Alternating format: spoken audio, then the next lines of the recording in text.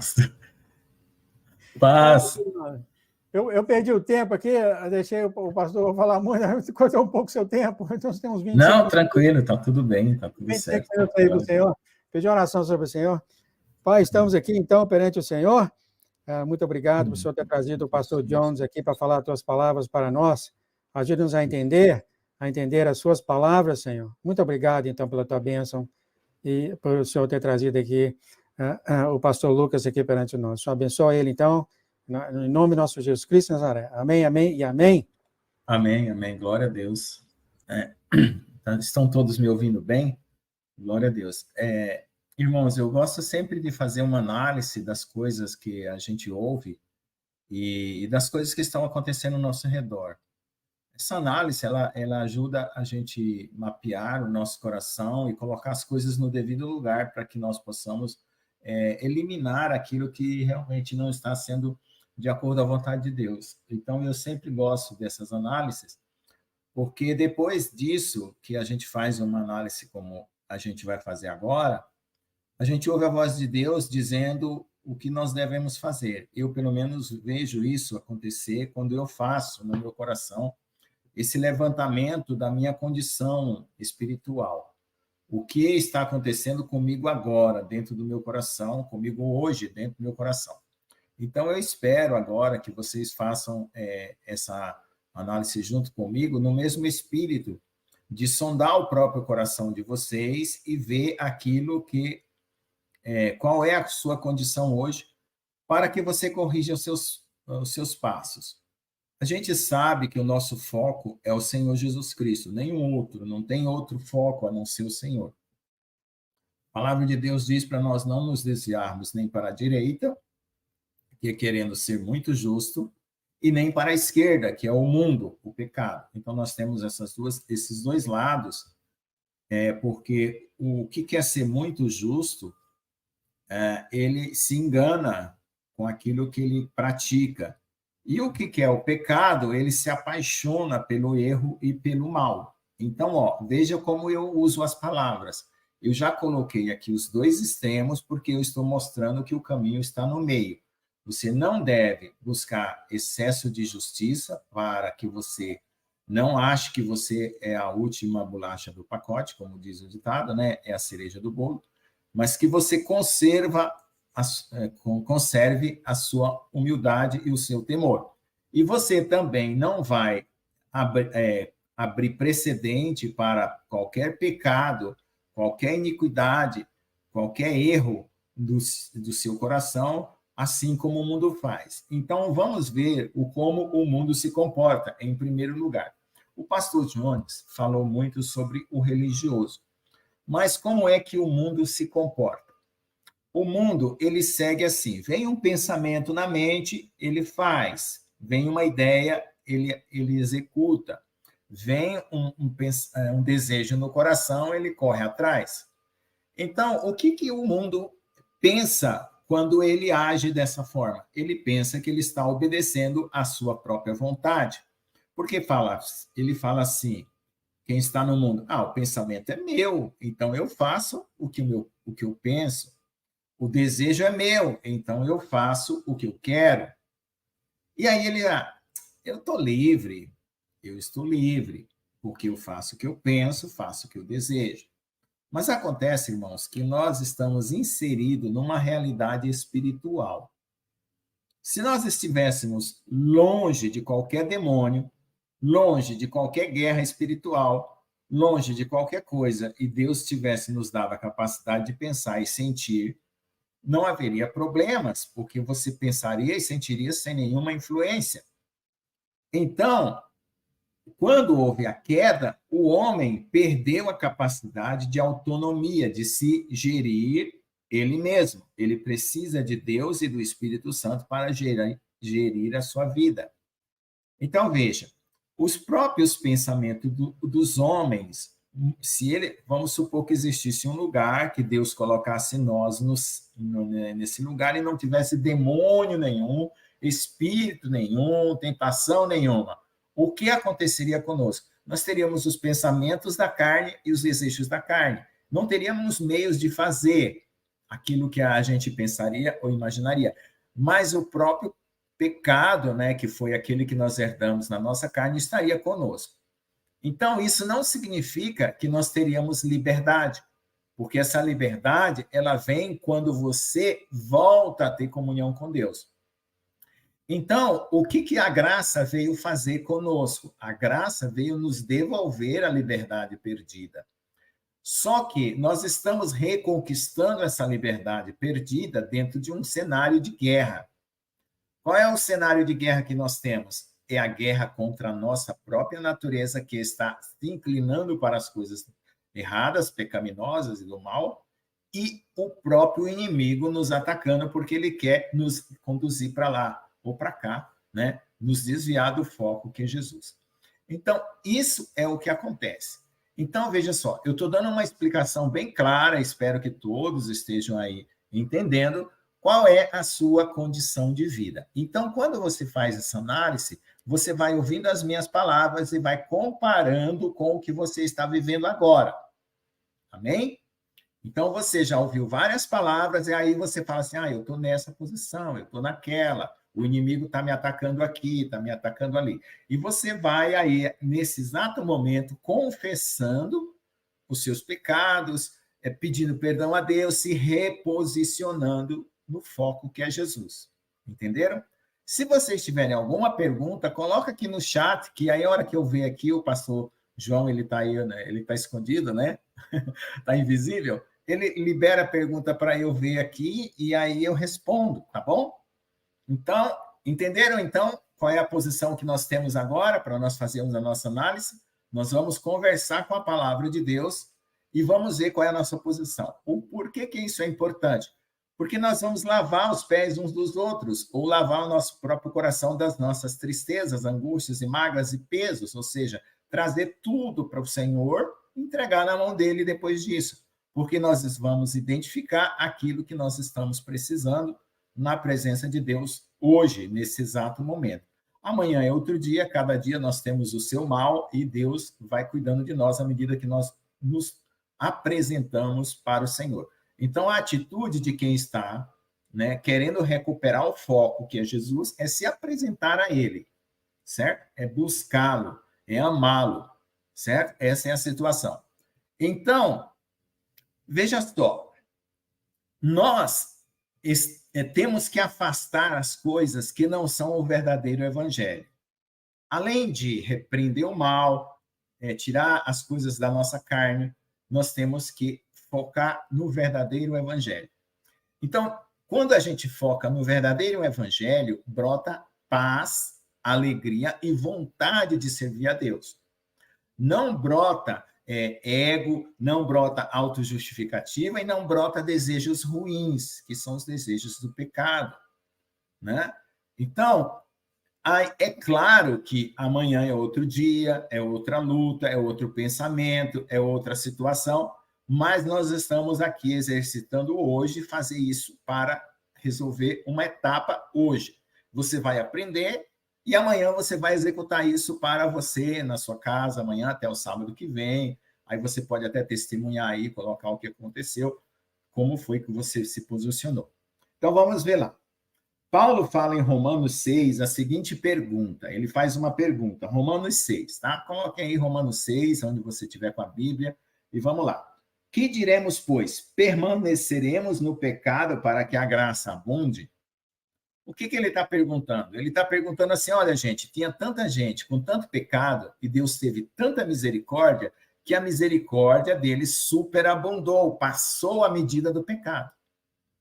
E aquela pessoa que está se sentindo muito pequena na presença de Deus e está querendo uma porção maior do Espírito de Deus, ele vai pensar assim, poxa, será que eu devo pecar mais para que Deus tenha mais misericórdia, igual Deus teve daquele irmão lá, que ele pecou tanto, mas Deus foi lá e resgatou ele, agora ele está tão abençoado, está tão cheio do Espírito Santo, será que eu deveria voltar para trás, pecar mais para poder voltar para Deus cheio do Espírito Santo, porque aí a misericórdia de Deus viria também? Aí ele fala assim, ó, de modo nenhum, nós não podemos fazer isso. Cada um de nós tem uma medida, né? Se Deus né, colocou uma medida maior em alguém e outra menor em você, aceite a sua medida, porque é assim que Deus quis. Tá? Nós não podemos discutir com Deus sobre essa maneira como ele faz as coisas. Ele trabalha dessa forma, faz pessoas diferentes, com pensamentos diferentes, com ideias diferentes, com escolhas diferentes, morando em lugares diferentes e assim por diante. A pessoa escolhe cor de roupa diferente, jeito de roupa diferente. Então, Deus ama essa liberdade. Aí, veja só, os religiosos, eles odeiam essa liberdade, certo? Eles querem controle. E os mundanos não querem saber que Deus corrija coisa alguma, certo? Então, o mundano não quer correção, né? E o religioso odeia a liberdade. Vai lá. De modo nenhum, nós que estamos mortos, verso 2, nós que estamos mortos para o pecado, como viveremos ainda nele? Quando foi que nós morremos para o pecado? Quando foi? Quando nós cremos em Jesus, nos arrependemos e recebemos. Aí você fala assim, eu fui e me batizei. Veja só, você se batizou por quê? Porque você estava mostrando que você queria ser uma nova criatura. E você queria anunciar isso para o mundo. Então, você foi lá num rio ou num tanque de batismo, em algum lugar, falou com a igreja, os presbíteros oraram, alguém orou e, pum, batizou você. Então, você deu testemunho. Foi o seu primeiro testemunho de fé, que foi, assim, considerado por Deus, e tem galardão para isso também, foi você creu em Jesus e não ficou quietinho no quarto, como chama-se aquele crente secreto, né? Aquele crente que fica só que nem agente secreto, não fala para ninguém, né? Que nem os agentes secretos são. Eles não falam para as pessoas que eles são agentes secretos. Então, às vezes, aparece o crente secreto, certo? O crente que não fala para ninguém que ele virou crente. Aí, vamos dizer assim, você chegou em casa, né? A sua mãe e o seu pai perguntou onde você estava e tal. E você, eu fui na igreja. Agora você virou crente. E eu me batizei e agora eu sou crente em Jesus. E ali você deu o primeiro testemunho e começaram as suas lutas, perseguições e assim por diante. Tá? Eu estou tentando fazer um quadro que abranja todos os casos de todos os que estão aqui para vocês se identificarem. Tá? Então, veja só. Então, nós não vamos voltar para o pecado para aumentar a graça de Deus. O que nós vamos fazer, então? Se nós não podemos voltar para trás e pecar mais para poder ganhar mais misericórdia. Não. Cada um, Deus tirou de uma situação e de um nível. Então, cada um recebeu uma medida, e essa medida é suficiente para você vencer agora as próximas etapas. Então, diz assim, ou não sabeis que todos quantos fomos batizados em Jesus Cristo, fomos batizados na sua morte? Então, o que aconteceu no batismo? Nós sepultamos o velho homem. Nós cremos em Jesus e, pumba, vamos lá e falar assim, olha, pode matar esse velho homem, que eu não concordo com ele, e eu quero ser uma nova criatura. Eu já entendi que essa velha natureza foi formada pelo pecado lá no Éden, passou de pai para filho, né, até chegar em mim, e é uma natureza diabólica que Satanás plantou dentro da humanidade para que a humanidade fosse controlada por ele. Então, agora eu despertei, não quero ser controlado por Satanás, eu creio que Jesus é o meu Senhor, o meu Salvador, e agora é Ele que vai dar as diretivas, as direções e tudo na minha vida para eu fazer. Então, aí, o que aconteceu? Você sepultou no batismo o velho homem e ressuscitou, como é feito lá o batismo, sepulta e ressuscita. E aí você quer obedecer ao Senhor, por quê?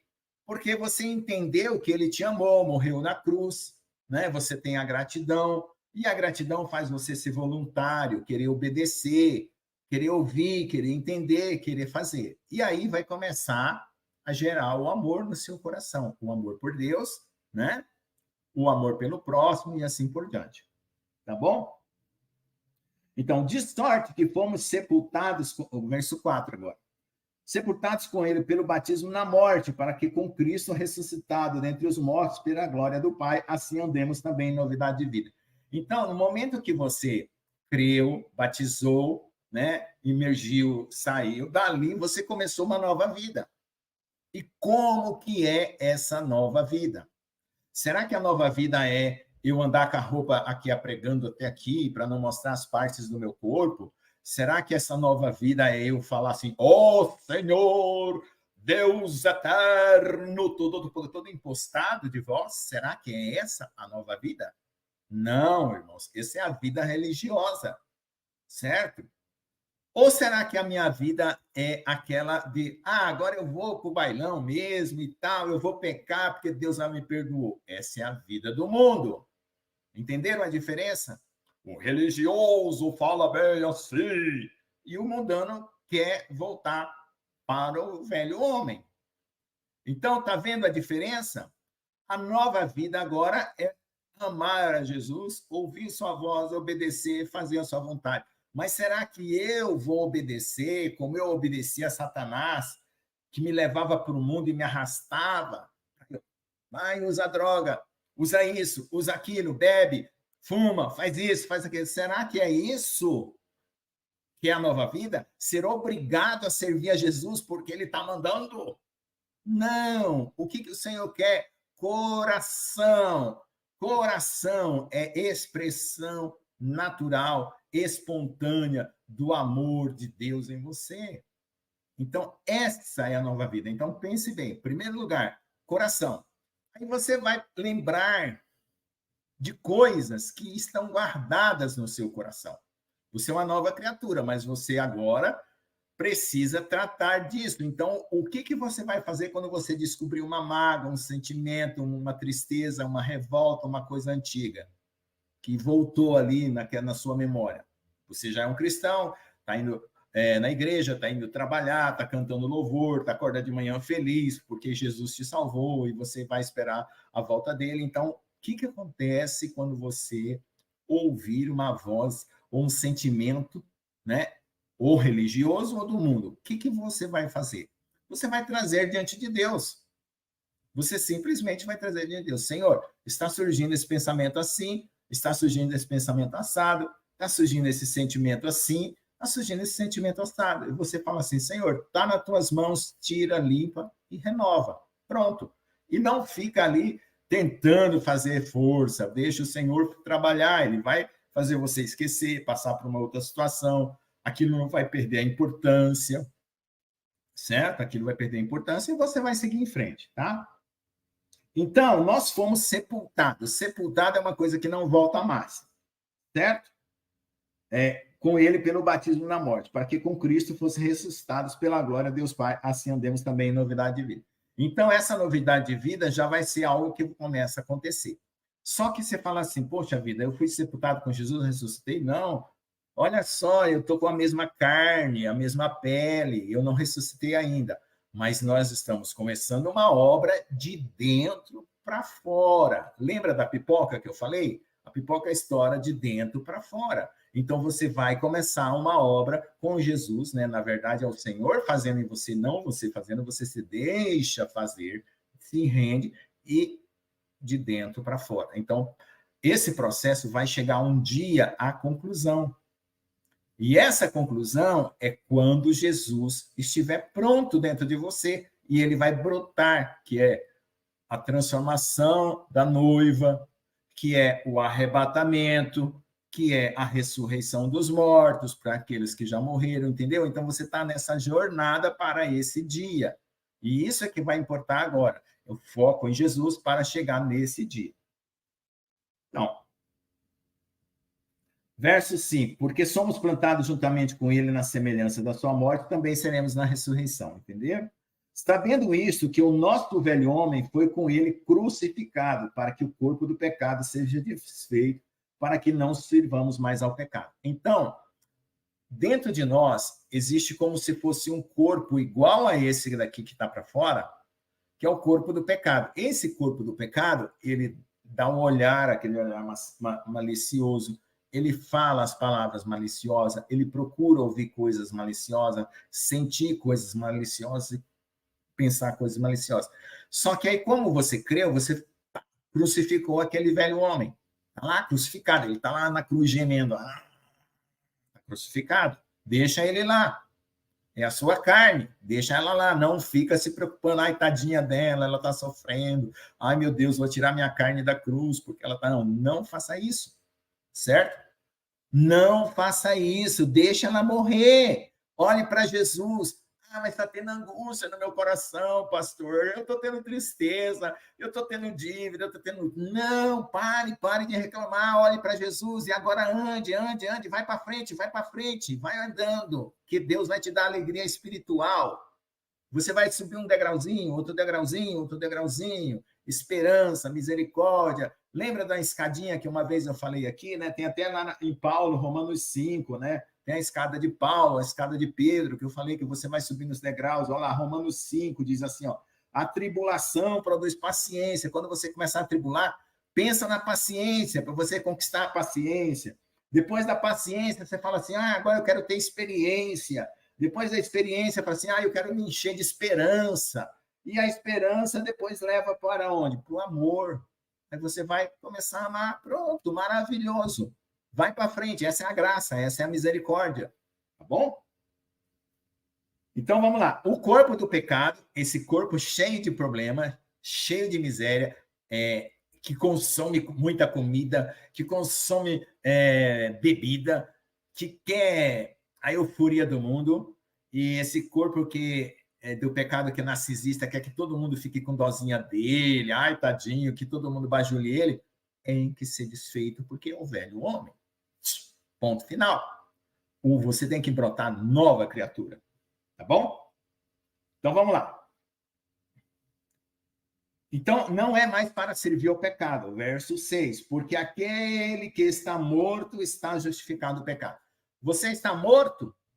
Você pergunte para você, eu estou morto para o pecado?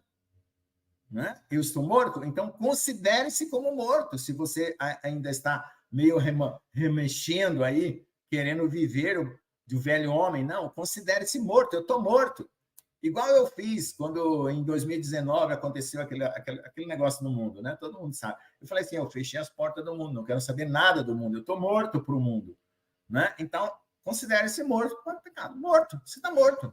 O morto, ninguém cutuca, ele não mexe. Então, se o mal, o pecado, o pensamento mal, o sentimento mal vier cutucar você, você está morto. Está morto. Simplesmente você não responde a coisa alguma, tá? E se o diabo vier no seu pensamento, você também não responde.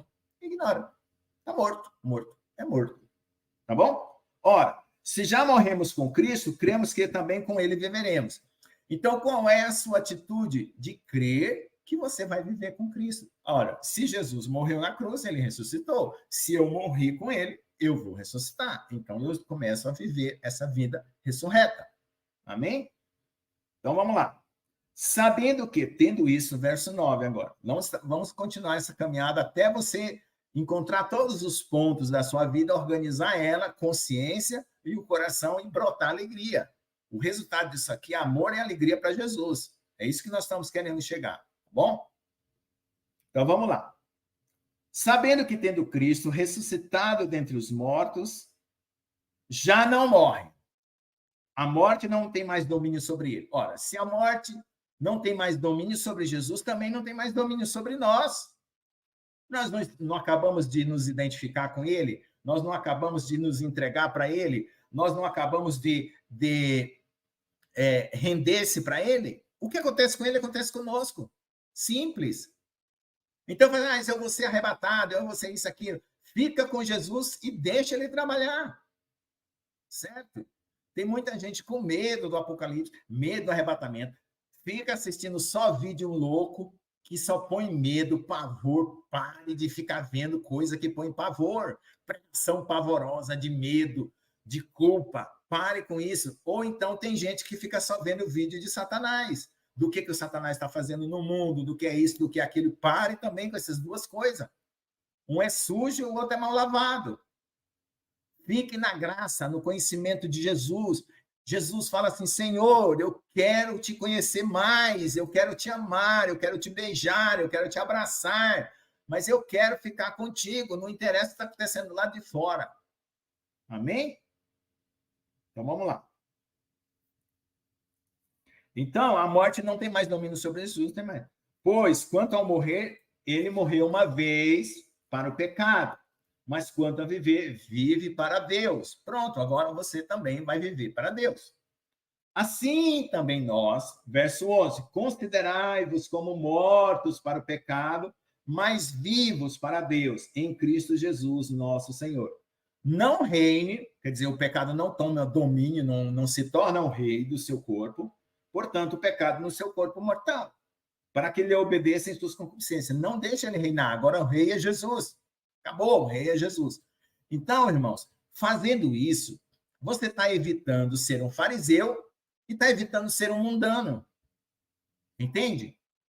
Por que está sendo aqui as pregações aqui todo sábado? A gente está falando do fariseu, né? Às vezes a gente fala do mundano, certo? E você fica assim, meu Deus, será que eu sou um fariseu? Será que eu sou um mundano? Ah, Senhor, o que eu faço? Como é que está a minha situação? E hoje você está lá, ó, agora ajustando o seu seletor de canal, né? Que nem quando você sintoniza uma rádio, você vai para lá e para cá, você vai sintonizar na rádio de Jesus. Amém? É nele, acabou. Então você vai sintonizar.